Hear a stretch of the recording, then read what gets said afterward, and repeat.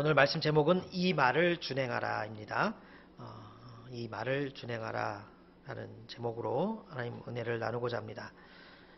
여러분 혹시 지난 한 주간 큐티 하시면서 특별하게 강조되는 그런 인상 깊은 메시지를 발견하셨나요? 저는 지난주에 이제 인상 깊은 것들이, 지난 한 주간 인상 깊은 것들이 있었는데, 아까 말씀드린 것처럼 삶에서는 무반주 찬양을 많이 했다. 채플 때도 무반주 찬양하더니 확실하게 마무리하라고 오늘도 무반주 찬양했는데, 지금 또 정영 형제가 또 괜히 이렇게 돌려서 제가 돌려가기 아니니까 그게 아니라 무반주 찬양인데 그냥 한국만 하고 하려고 하는데 네 곡이나 했어요. 여기 되게 은혜롭더라고. 우리는 무반주 찬양을 한 게 아니라 아카펠라를 한 거거든요. 그래서 아카펠라 찬양을 채플 때부터 계속 이렇게 했는데, 그러면서 이렇게 또 은혜가 있어서 그게 인상 깊었고, 큐티를 하면서 인상 깊었던 것들이 있었는데, 지난 한 주간 큐티 내용은 유다 백성이 부패했다는 것, 또 특히 지도자들의 타락이 심했다는 사실을 강조하는 말씀, 정의와 공의를 행하라는 것, 판결을 공평하게 해라, 하나님은 불의한 판결에 진노하신다, 뭐 이런 내용들이 유난히 많았던 것 같습니다. 근데 오늘 본문을 보더라도 그렇지 않습니까? 오늘 본문도 지난주 큐티의 본문 중에 하나인데, 정의와 공의를 행하라, 탈취당하는 사람들을 그 압박으로부터 구해 주어라, 또 이방인과 고아와 과부를 압제하지 말라, 무죄한 피를 흘리지 말라, 이런 식으로 정의와 가치를 강조하는 것을 볼 수 있습니다. 이런 말씀들을 요약하자면 한마디로 뭘까요? 하나님의 뜻은 정의와 공의라는 것 아니겠습니까? 그래서 우리가 그렇게 정의와 공의를 행하면 축복을 누리겠지만, 반대로 정의와 공의를 저버린다면 저주를 받을 것이다. 이것이 특히 지난주 예레미야에서 계속 강조되는 말씀이었습니다. 진보와 보수 아시죠? 진보와 보수라는 두 가지 이데올로기가 있는데, 여기에 대해서 좀 살펴보고 넘어가야 될 것 같아요. 특히 요즘에 우리 사회를 보면 그런 이데올로기 갈등이 심한 것 같아요, 상당히. 전에 정부에서는 별로 그런 현상이 없었는데, 지금 정부 들어와서는 일부 야당이나 사람들이 이런 이데올로기 부분을 끊임없이 강조하고 그쪽으로 자꾸 뭐든 연결해갖고 자꾸 국민들을 이렇게 구조적으로 나누는 것 같아요. 그래서 이렇게 나눠진다는 것은 그만큼 갈등이 생긴다는 거 아닙니까? 그래서 계속 갈등을 부추기고 있습니다. 근데 이제 이게 아주 나쁜 거거든요. 이 사람들을 분리한다는 것은요, 왜 그러냐면 결국 열렬한 자기 지지자들을 확보하려는 거예요. 그런 의도가 있는 겁니다. 왜냐, 이렇게 상대를 증오해야 우리끼리는 더 뭉치거든요. 그래서 구조적으로 자꾸 나누고, 이런 식으로 지금 정치인들이 보여주고 있는 모습은 그 의도가 아주 불순한 것이죠. 자기 권력을 위해서 그러는 겁니다. 자기 권력을 위해서 국민들 간에 서로 증오하게 만들고 막 자꾸 거칠게 만드는 거예요. 이런 것으로 국민들을 이용하는데, 이게 진보 보수 이런 말이 있지만 이거 사실 의미 없는 겁니다. 뭐 지금 이 정도로 서로 혐오하고 대립을 할 필요가 없는 거예요. 특히 요즘 시대는 더 그렇습니다. 지금 누가 사회주의 하자고 해요? 지금 누가 민주주의 없애야 한다고 주장하는 그런 정치 세력이 있습니까? 대놓고? 이 진보와 보수의 가치가 뭐죠? 진보는 아무래도 평등을 좀 더 강조하는 거 아니겠습니까? 그래서 사회가 좀 더 공평해지는 것을 주장하고 복지 뭐 이런 거 강조하고, 이게 진보고, 보수는 뭐예요? 보수는 아무래도 자유와 시장 경제에 무게를 두지요. 그러니까 자유를 강조하다 보니까 사유재산에 좀 더 무게를 두고 뭐 이런 건데, 이게 지금 세계적으로도 논쟁이 되고 있지 않아요. 그런 이데올로기 시대는 지났습니다. 그래서 보수와 진보 나름대로 지지하는 사람도 있겠죠, 더. 하지만 이제는 어떤 사안마다 그 두 가지 가치를 생각하면서 조율하고 법 만들고 그러고 있는 거예요. 그냥 좀 더 가치를 어디에 두느냐, 겨우 그 차이인데 이게 무슨 이렇게 막 싸우고 서로 이렇게 대립하고 그래야 돼요. 이렇게 극렬하게 대립할 이유가 없다는 거예요. 그래서 오히려 지금은 뭐 합리적이냐 비합리적이냐, 상식적이냐 비상식적이냐, 뭐 이런 것이 기준이 되어야 하지 않겠습니까? 그런데도 뭐 자꾸 가짜 뉴스 퍼뜨리고 그걸로 사람들 흥분하게 만들어 갖고 자기 세력 확보하고 이런 거에 끌려다니고 넘어가면 안 돼요. 이게 불순한 의도라는 것이죠. 또 이렇게 세상에서 진보와 보수라는 가치 문제가 대립을 보이고 있으니까 그것이 교회에까지 영향을 미쳐서 교회 안에서도 진보와 보수로 나누어지는 현상이 나타나고 있습니다. 그런데 교회 안에서는 어떤 모습으로 표현되냐면 교회도 진보적 신앙이 있고 보수적 신앙이 있어요. 그래서 진보적 신앙은 개인보다는 좀 더 사회에다 관심을 가지고 정의와 사랑을 강조하는 겁니다. 반면 보수적 신앙은 사회보다는 좀 더 개인에 초점을 둬요. 그래서 개인의 경건생활, 뭐 기도생활이라든지 예배생활이라든지 하나님과의 그런 관계 같은 것들 이런 거 강조하는 게 이게 이제 보수적 신앙이에요. 이런 차이가 있습니다. 그런데 이제 우리나라의 경우는 다른 나라보다 우리나라 경우는 보수적 신앙이 훨씬 많아요. 그러니까 대부분 한국 교회는 보수적 신앙의 가치가 강조되고 있다고 할 수 있습니다. 우리나라에서는. 저도 그런 영향을 받고 자랐고 아무래도 보수적인 가치로 더 채워져 있고 그러다 보니 저의 신앙의 모습도 그쪽으로 치우쳐 있는 것이 사실이에요. 그러다가 이제 제가 이 말씀을 왜 쭉 드리냐면 이번 주 예레미야 큐티를 하면서 좀 진지하게 고민이 되고 생각이 많아지더라고요. 왜냐 제가 아까 말씀드렸지만 저도 보수주의 신앙으로 채워져 있다고 했잖아요. 나 자신도 그렇고 우리 한국 교회들이 이 부족한 부분이 이번 주 큐티 말씀을 통해서 계속 강조되고 있더라고요. 뭐 굳이 이름을 붙이자면 진보적 신앙의 가치를 강조하고 있는 하나님을 만나게 됩니다. 이게 우리 한국 교회가 부족한 부분이거든요. 3절을 보시면 3절 한번 보세요. 정의와 공의를 행하여 탈취당한 자를 압박하는 자의 손에서 건지고 이런 식으로 되어 있는데 한번 우리나라에다가 적용해 볼게요. 이 구절에서 뭐가 생각나세요? 자연스럽게 평등과 약자 보호의 가치가 생각나지 않습니까? 그래서 이런 사람들 우리나라에 적용하면 뭐 약한 사람들, 노동자들, 더 나아가서 비정규직 노동자들, 또 인권의 사각지대에 있는 사람들, 가난한 사람들, 장애인들 이런 사람들을 어떻게 하라고요? 그 어려움에서 벗어나게 적극적으로 도와주라는 말씀이 아닙니까? 이게? 그리고 그 다음에 또 이방인과 고아와 과부를 압제하거나 학대하지 말며 이것도 마찬가지 말씀이죠. 특히 이 부분에서 저는 외국인 노동자들이 생각나더라고요. 우리나라에 적용을 하면은 요즘 기독교 안에서 얼마나 말이 많은지 몰라요. 막 광화문 광장에서 진보 보수 막 이런 사람들 막 싸우잖아요.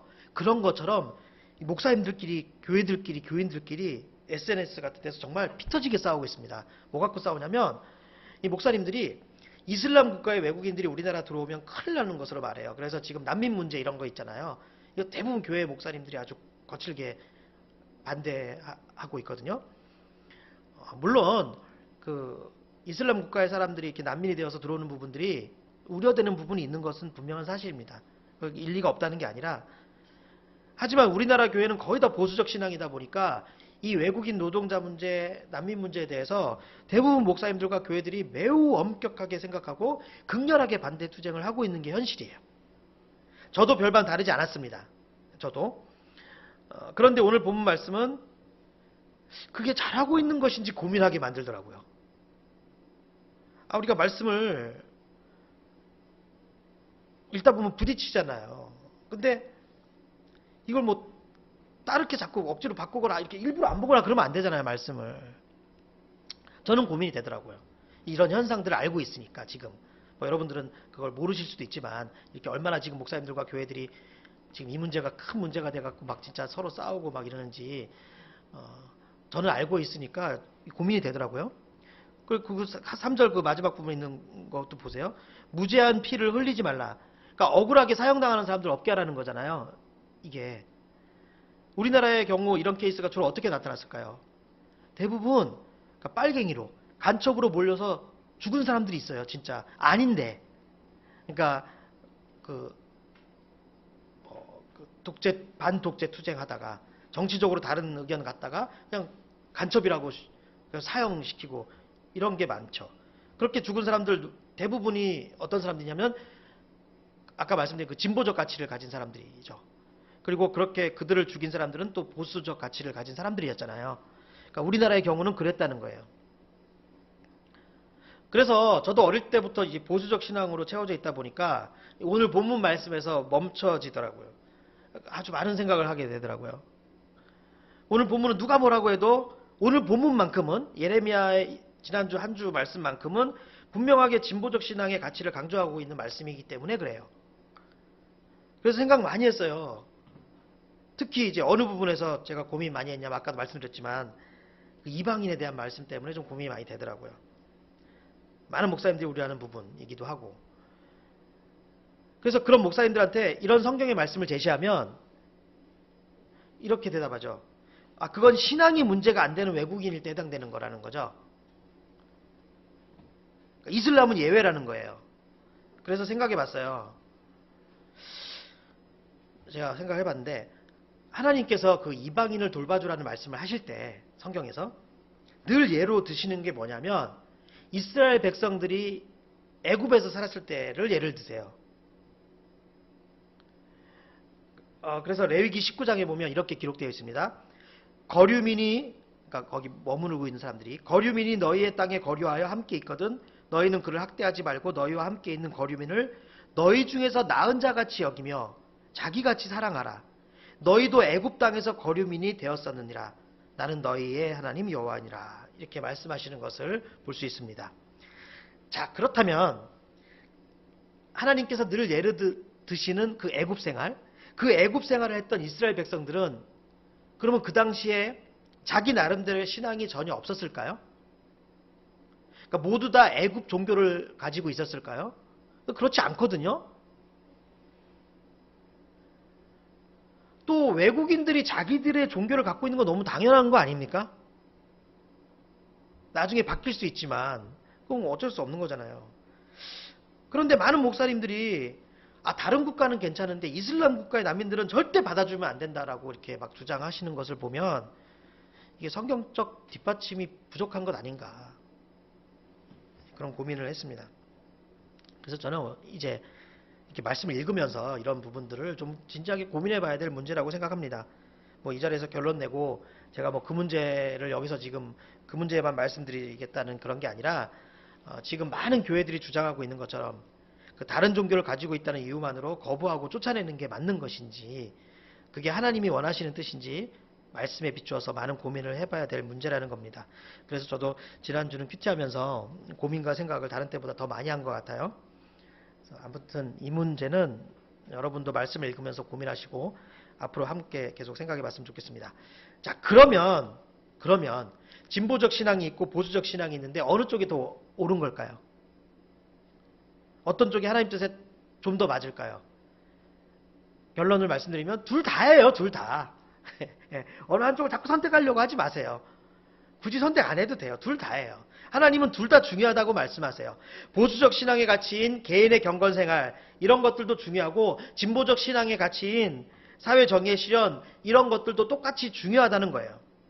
사실 어떤 쪽이 맞는 것인지 고민할 필요 없습니다. 우리는 그저 하나님 닮고 하나님이 하라는 걸 하면 되잖아요. 그러니까 어떤 사람마다 진보냐 보수냐 어떤 이데올로기냐 이런 거 적용하면서 고민하지 말고 그냥 하나님 뜻이냐 아니냐 이것만 생각하면 되지 않겠습니까? 우리 저희 뒤에 책장에도 있지만 유명한 책이죠. 그 제목처럼 예수님이라면 어떻게 하실까? 그냥 그것만 기준이 되면 되는 거예요. 지금 예수님이라면 어떻게 하실까? 하나님이라면 어떻게 하실까? 그 사람마다 그렇게 생각하면서 나가면 된다는 겁니다. 제자는 스승을 닮게 마련입니다. 마찬가지예요. 하나님의 백성은 하나님을 닮아가야 돼요. 자, 그럼 하나님을 닮는 방법이 뭘까요? 하나님을 닮는 방법. 하나님이 정해놓으신 법도와 규례를 따르는 겁니다. 왜냐? 거기에는 하나님의 성품이 담겨있기 때문이에요. 자, 여러분의 어머니, 아버지가 좋은 말씀 많이 하시는데 주로 자주 하시는 말씀 있죠. 되게 강조하시는 말씀이 있죠. 굉장히 반복되는 말씀이 있죠. 그거는 어머니, 아버지 성격이에요. 거짓말하지 말라고 정직하라고 그 말씀을 많이 하시는 분들은 성격이 막 이 거짓말 되게 싫어하는 거예요. 네, 항상 이렇게 고든 분들. 거기에 대해서 막 굉장히 화내시고 자기가 뭘 강조하면 돈 얘기 많이 하는 사람들은 그 사람의 성격과 그 사람의 자체는 이 돈이 중심인 거죠. 그렇기 때문에 하나님이 말씀하신 그 법도와 규례는 하나님의 성품이 담겨 있는 거예요. 그래서 우리가 성경 말씀을 보다 보면 자연스럽게 하나님이 어떤 분이신지 알게 되는 거예요. 하나님의 속성 이런 말 들으셨죠? 하나님은 뭐 하시고 전지하시고 전능하시고 뭐 하시고 뭐 이런 거. 그거를 어떻게 알기 때문에 그럴까? 뭐 소규리 문답에도 하나님의 속성은 뭡니까? 그럼 뭐 그거 어떻게 알아서 그래요? 말씀에서 나온 거야. 말씀 보고. 그러니까 우리가 성경 말씀을 봐야지 하나님이 어떤 분이실지를 알 수 있다는 겁니다. 자, 그런데 오늘 주시는 말씀 봐요. 특별히 오늘 주시는 말씀. 또 이번 우리가 계속 예레미야 큐티하면서 뭘 강조합니까? 공의와 사랑의 법에 순종하라는 거예요. 공의와 사랑의 그 법에, 하나님이 강조하는 그 법에 우리가 순종하라는 거예요. 하나님의 백성은 정의와 공의를 행해야 될 의무가 있음을 분명하게 말씀하셨습니다. 탈취당한 자를 압박자의 손에서 건지고 이방인과 고아와 과부를 압제하거나 학대하지 말고 무죄한 피를 흘리지 말라는 것입니다. 하지만 세상의 권세들은 그렇지 않죠. 세상의 권세들은 어떻게 합니까? 자신들이 가진 힘을 이용해서 연약한 자들을 억압하고 착취하고 불을 쌓고 욕망을 채워갑니다. 그러면서 뭐라 그래요? 세상은 원래 그렇게 돌아가는 거야. 이렇게 말하면서 자신들의 행위를 정당화해요. 하지만 하나님은 아니라고 하세요. 너희들도 과거에 애굽 땅에서 나그네였다. 그러니까 나그네의 사정을 헤아려야 한다고 말씀하세요. 너희들을 애국과 모든 나라의 손에서 건져내었으므로 너희도 이방 나그네를 압제하지 말라고 말씀하세요. 뭐 이스라엘 역사뿐만 아니라 우리 민족의 역사도 별로 다르지 않습니다. 우리도 남의 나라의 지배를 받았었고 나그네로 다른 나라에서 얼마나 많이 생활을 했습니까? 그래서 신명기에도 보면 이렇게 기록되어 있어요. 고아와 과부를 위하여 정의를 행하시며 나그네를 사랑하여 그에게 떡과 옷을 주시나니. 하나님이 이런 분이세요. 그래서 뭐라고 하시냐면 네 성중에 거류하는 객과 및 고아와 과부들이 와서 먹고 배부르게 하라. 그리하면 네 하나님 여호와께서 네 손으로 하는 범사에 너에게 복을 주시리라. 그래서 우리도 하나님의 대표적인 속성을 분명하게 알 수 있습니다. 공의와 사랑의 하나님이세요. 하나님은. 그 하나님을 어떻게 해야 돼요? 닮아야 돼요. 우리가. 그래서 우리도 공의와 사랑을 베풀고 행함으로 하나님의 성품을 닮아가는 하나님 나라 백성이 되어야 한다는 것이에요. 하나님께 우리가 그런 소리 들으면 안 되지 않습니까? 너 누구 닮았니? 너 어디서 나왔냐? 너 내 자식 아닌 것 같다? 혹시 이런 소리를 듣고 있는 것은 아닐지 우리 크리스천들이 정말 자신을 돌아봐야 될 것 같아요. 오늘 본문에서는 또 이렇게 공의와 사랑에 따르면 거기에 따르는 상과 벌이 있을 것임을 분명하게 말씀하십니다. 그래서 만약 공의와 사랑의 법에 순종하여 행한다면 뭐라고 나와 있냐면 그 뒤에 그들이 병거와 말을 타고 그 성문으로 들어오게 하겠다. 이렇게 약속하시는 것을 볼 수 있어요. 이게 무슨 말이냐면 대적과 싸워서 승리하게 해주시겠다는 뜻이에요. 하나님의 사랑과 정의의 그 법을 따르면 승리하게 해주신대요. 대적 원수들과 싸워서 승리하게 해주시겠다. 그리고 그 성이 영원히 있을 것이라고 말씀하시는데 이건 무슨 뜻일까요? 거룩하신 하나님의 공의와 사랑의 계명을 지키는 자들에게는 아까 그 승리와 함께 영원한 복을 주신다는 거예요. 굉장히 안정된 복. 잠시 있다 사라지는 복이 아니라 이렇게 탁 튼튼하게 안정된 복을 주신다는 거예요. 근데 반대의 경우도 있죠. 만약 하나님의 이 법을 지키지 아니할 경우에 어떻게 된다고 말씀하세요? 그 집이 황폐하게 될 것이라. 하나님은 그들을 파멸할 자들을 준비시키셔서 그 성읍을 멸하게 하겠다고 선언하십니다. 그 망하게 하는 사람을 어디서 불러와 갖고 망하게 하겠다. 그래서 많은 민족이 지나가다가 그 성이 왜 황폐하게 되었는지 의아하게 여기게 될 것이다. 이렇게 말씀하세요. 결국 하나님의 공의와 사랑을 실천하는 것을 무시하고 자기들의 욕심을 따라 살게 되면 하나님의 무서운 심판을 피할 수 없다고 말씀하시는 것입니다. 저는 그런 예를 여러 가지로 들 수 있겠지만 대표적인 게 북한 아니에요? 북한? 제가 진짜 이 북한 보면 그런 것 같아요. 이 공의와 사랑으로 백성들을 대하지 않고 인권을 무시하고 그렇게 하니까 그 결과가 뭐라고요? 황폐함. 이 황폐함을 볼 수 있는 게 딱 북한이잖아요. 제가 지난주에 임진각에 잠깐 갔다 왔어요. 가서 이렇게 북쪽 땅을 가만히 바라보면서 뭐 잘 보이지도 않죠. 근데 북한 땅이라는 건 보이지 않죠. 산들, 나무들 뭐 이런 거. 그러면서 진짜 이상하더라고. 아니 이렇게 같은 땅이고 바로 옆에 붙어 있는데 땅도 똑같아. 나무도 똑같아. 바로 옆에 있어. 근데 어쩌면 이렇게 삶의 질이 다를 수 있지? 요 하나 경계선으로 이쪽에 있는 사람들은 사람들 모습을 이렇게 제가 그래서 이렇게 둘러봤어. 우리 사람들도 많이 오셨더라고요. 이렇게 보면서 저 가방과 옷하며 뭐 이 차들 이 막 연들 날리고 막 다들 고급스럽고 정말 거지 같은 사람들이 하나도 없어요. 그런데 요거 조금만 가면은 너무 다르잖아요. 사람들 삶의 모습이. 심지어 자원도 더 많다고 들었는데 너무 차이가 나요. 예전에 오바마 대통령이 DMZ 거기 왔을 때 이렇게 미국 대통령들이 몇 분이 이 휴전선에 왔었거든요. 이번에 트럼프 대통령도 이제 갈 거지만 거기서 오바마 대통령이 그런 말을 했어요. 각 대통령마다 남긴 말이 있는데 오바마 대통령이 30년에서 50년 정도의 역사가 없어진 것 같다고. 저 땅은.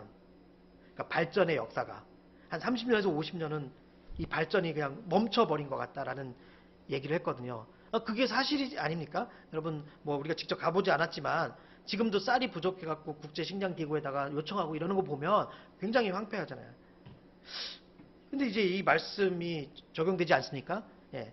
사람들의 인권을 유린하고 공의와 정의와 사랑으로 사람들을 대하지 않고 이래서 결과가 어떻게 돼요? 그 성이 황폐하게 될 것이다. 그 집이 황폐하게 될 것이다. 그래서 저는 요즘 갈수록 하나님의 말씀이 정말 정확하고 참 신기한 것 같아요. 제가 미국을 가보지 않았지만 미국 갔다 오신 분들마다 다 그 얘기예요. 좀 아는 분들은. 진짜 미국은 복 받은 것 같아. 그 지리적인 것부터 시작해서 그 위치부터 해갖고 이게 그런 얘기 있잖아요. 2등이라는 게 없잖아요. 무슨 말인지 아세요? 그러니까 미국이 1등이면 2등 이런 게 없고 그냥 미국 그냥 나머지 나라들 이거잖아. 그 군사력 보더라도. 그래서 미국의 군사력은 더 이상 지구에 있는 나라들을 대상으로 하는 게 아니라 지구 밖에 어벤져스잖아 그냥 그 군사력 수준이. 그렇지 않습니까? 그리고 또 가신 분들 더 느끼는데 날씨도 좋고 그렇게 많이 발전이 있고 군사력도 좋은데 심지어 자원도 많어. 기름도 많어. 근데 자기네들 거 안 써. 그냥 사서 써요. 그래갖고 다른 나라 다 고갈되면 그때 쓴대. 근데 저는 이제 좀 많은 생각을 해요. 그런 거 보면서 그 축복이 어디서부터 왔을까? 물론 처음에 이렇게 신앙으로 시작됐고 신앙의 자유를 찾아서 다니다가 정착한 땅이 미국이에요. 그리고 그 나라 보면 이렇게 여기서 같이 하나님이 강조하시는 이 사랑과 공의의 가치 봅시다. 나그네를 잘 대접하라는 부분, 이민족의 나라 아닙니까? 그리고 정의를 실현하는 부분들, 뭐 이제 이런 것들, 또 도와주는 부분들, 이런 거 한마디로 사랑과 정의 이 부분 그래도 잘 감당했던 나라잖아요. 그럼 아까 말씀드린 그 성이 영원하게 될 것이다. 대적과 싸워서 승리하게 될 것이다. 이런 것들이 참 많이 적용되는 것 같습니다. 그러니까 여러분 축복의 비결은 하나님 말씀 안에 다 들어있는 겁니다. 굳이 다른 데서 찾을 필요가 없는 거예요. 여러분 복 받고 싶죠? 잘 살고 싶죠? 쉬운 비결이 있습니다. 교회 잘 나와서 설교 잘 들으세요. 금융 이렇게 설명하는 거 있잖아. 그런 거 강의.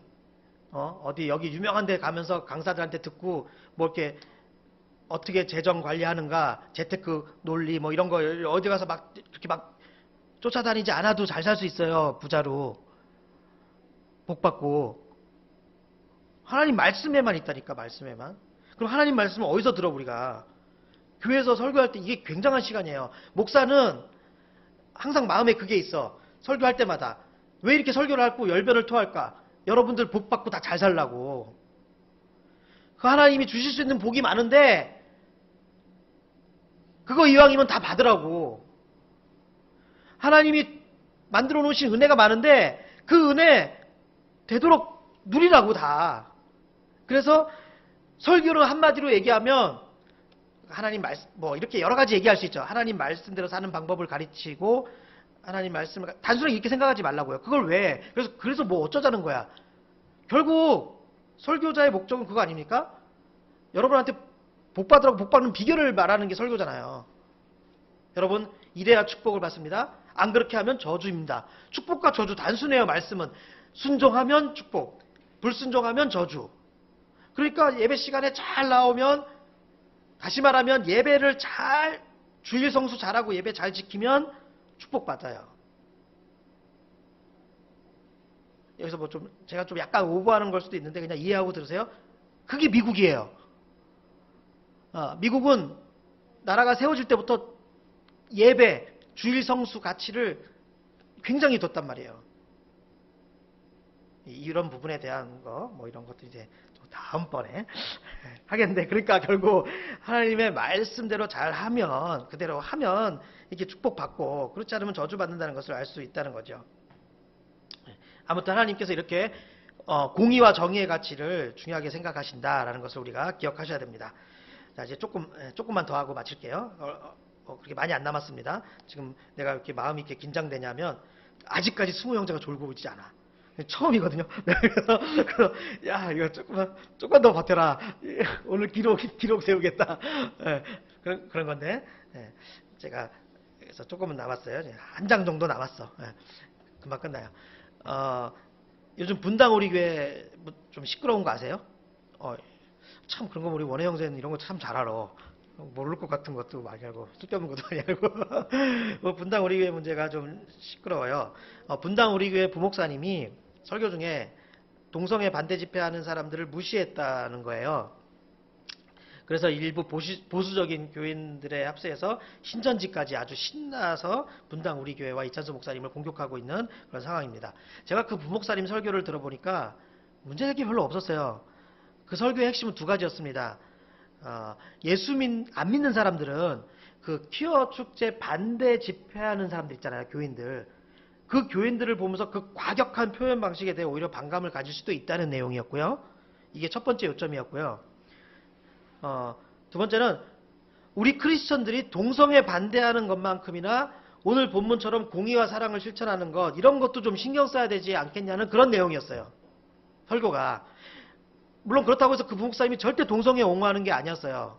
그래서 동성애 이 문제도 하나님의 말씀으로 고쳐지고 하나님 말씀으로 치유될 것을, 그걸 얘기도 하고 분명히 얘기를 했고, 그러니까 어떻게 얘기하면 우리가 오늘 설교한 것처럼 보수적 신앙과 진보적 신앙의 그 두 가지 가치가 있잖아요. 좀 더 신경 쓰는 부분에.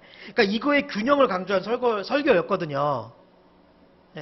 그래서 이제 근데 많은 사람들이 지금 꼬투리를 잡고 있어요. 그 대형 교회에 대해서 배합하던 교인들도 있었을 것이고, 교회가 분열되는 게 최고의 목표인 신천지가 이때다 싶어서 이걸 기회 삼아서 지금 공격을 같이 합세하고 있는 거예요. 그냥 끝나도 되는 문제야. 뭐 이찬수 목사님이 한 것도 아니고 부목사님이 한 건데, 그래갖고 이찬수 목사님이 사과했어. 사과까지 몇 번이나, 그 부목사님도 몇 번이나 사과하고. 아니야, 끝낼 수 없다는 거야. 끝낼 수 없지, 신천지는. 이거 끝낼 수 없지. 이 좋은 기회를. 그래갖고 계속, 그럼 뭘 계속 요구하냐? 그 부목사 자르라는 거예요. 평생 교회 목사를 못하게 하라는 거예요. 그러니까 이찬수 목사님이 이렇게 사과의 문으로 올렸어. 그 젊은 목사입니다. 그리고 참 성실하고 좋은 사람입니다. 그 젊은 목사의 그런 아주 사소한 실수라고 좀 용서해 주시고, 내가 담임 목사로서 그렇게 저 목사를 쳐낼 수 없다는 저의 입장도, 저의 마음도 좀 헤아려 주셨으면 좋겠습니다. 뭐 아무리 뭐 그렇게 잘 쓰면 뭐 보나요? 보지도 않고 신경도 안 쓰지. 뭐 그런 상황이에요. 그래갖고 막 시끄러워요. 알고 보면 별거 아니에요. 그 부목사님이 이랬으면, 동성애가 뭐가 문제입니까? 이랬으면 진짜 문제죠. 그게 아니라 그거 있잖아. 그걸 표현하는데 방식이 너무 거칠다 보니까 교회 안 다니는 사람들은 그걸 잘 모르고 그 혐오감 가질 수도 있다는 거고. 근데 정말 우리가 막 거기에 다 매몰돼 갖고 좀 교회들이 막 그러지 말고 좀 이제 우리가 또 뭐 예를 들어서 탐욕의 문제, 거짓된 문제, 이런 것들은 예를 들어서 그것도 만만치 않게 동성애 문제보다, 동성애가 죄라고 하는 것도 나오는데 분명히 탐욕이 죄에 대해서는 그것보다 몇 배 더 성경에 많이 나와 있다, 이 얘기 했다고. 그리고 이제 신천지가 노골적으로 하진 않아. 근데 전 알아요. 막 시끄러운 유튜브들, SNS 막 공격하는 것들 이렇게 추적해서 가면은 신천지야. 신천지가 아닌 것처럼 하는 신천지. 예. 그래서 그 소문이 진짜인지 모르겠는데 또 교인들이 많이 나갔대요. 근데 교인들이 많이 안 나갈 것 같은데 내 생각엔. 근데 교인들이 지금 많이 나갔대. 근데 그것도 신천지에서 흘리는 게 아닐까, 분위기를 조성하는 게 아닐까, 좀 그런 생각이 드는데, 이게 뭐예요? 문제도 아닌데. 그래서 감사했어요. 나는 교회가 안 커서 나는 몇 번 진짜 내가 한 몇천 명 교회나 만 명 교회 내 목사였으면 나는 맨날 신문에 나올걸? 저는 또 그렇게 점잖고 제가 그런 스타일은 아니잖아요. 그러면서 와 진짜 정말 나는 나 좀 봐달라고 해도 안 봐주고 그러니까 문제도 안 되고 그래서 야 저기 뭐야 분당 우리 교회 담임 목사님이라는 게 참 좋은 자리가 아니구나. 지금 소 하나 제대로 되겠어요? 음식을 제대로 드시겠어요? 되게 심각하게 자꾸 만들어요. 왜 심각하냐면 다른 종교나 안 믿는 사람들이 공격하는 건 좀 할만해. 근데 제일 힘든 게 뭔지 아세요? 아군이랑 싸우는 거예요. 네. 우리 가족이 나를 공격하는 게 제일 힘들고요. 교인이 나를 공격하는 게 제일 힘들고 목사인 나를 목사인 사람이 공격할 때가 제일 힘든 거예요. 그러니까 지금 분당 우리 교회는 얼마나 힘들겠습니까? 이게 지금 하나님의 이름으로 공격을 하니까 안 믿는 사람들은 공격도 안 해. 오히려 안 믿는 사람들은 그게 뭐가 문제인데? 이러거든. 그래서 굉장히 힘든 상황이 있습니다. 우리 감사할 것 뿐이죠. 난 더 세게 얘기해도 문제 안 돼. 걱정 안 하셔도 돼요. 교인이 줄어들고. 여러분, 제가 오늘 이런 말 했다고 나가거나 그러지도 않잖아요. 네. 그래서 이 하나님과의 개인적 관계, 경건한 모습 강조하는 보수적 신앙은 굉장히 좋은 거예요. 중요합니다. 근데 마찬가지라는 거예요. 또 사회 약자들 돌보고 공의를 실천하는 그 진보적 신앙의 가치도 역시 소중하다는 것입니다. 하나님께서 명령하신 거예요. 그것도 명령하셨고 기도하라는 것도 개인적 보수적 신앙의 가치도 하나님이 명령하셨고 진보적 신앙의 가치도 하나님께서 명령하셨다는 거예요. 그래서 우리가 그거를 기억해야 돼요. 그래서 우리 빛과 소금이 되는 거 이런 거 다 진보적 신앙의 가치예요. 사람들 도와주고 외면하지 않고. 예. 그래서 그런 사람들에게 하나님께서 축복해 주시겠다는 겁니다. 어제 날짜 큐티에 어제 큐티 하셨어요? 거기 요시야 왕에 대해서 하나님께서 이렇게 말씀하셨죠. 그는 가난한 자와 궁핍한 자를 변호하고 형통하였나니 이것이 나를 알미 아니냐. 여호와의 말씀이니라. 그는 가난한 자와 궁핍한 자를 변호하고 어떻게 되었다고요? 형통하였나니. 여러분 오늘 주신 말씀 붙들고 깊이 고민해 보셨으면 좋겠습니다. 그래서 여러분 우리 하나님이 좋아하시는 일을 합시다. 하나님이 기뻐하시는 일을 합시다. 공의와 사랑의 계명에 순종합시다. 그래서 하나님이 약속해 주신 이 복들 우리도 다 받아 누릴 수 있었으면 좋겠습니다. 그런 보듬이들이 되시기를 주님의 이름으로 축원합니다.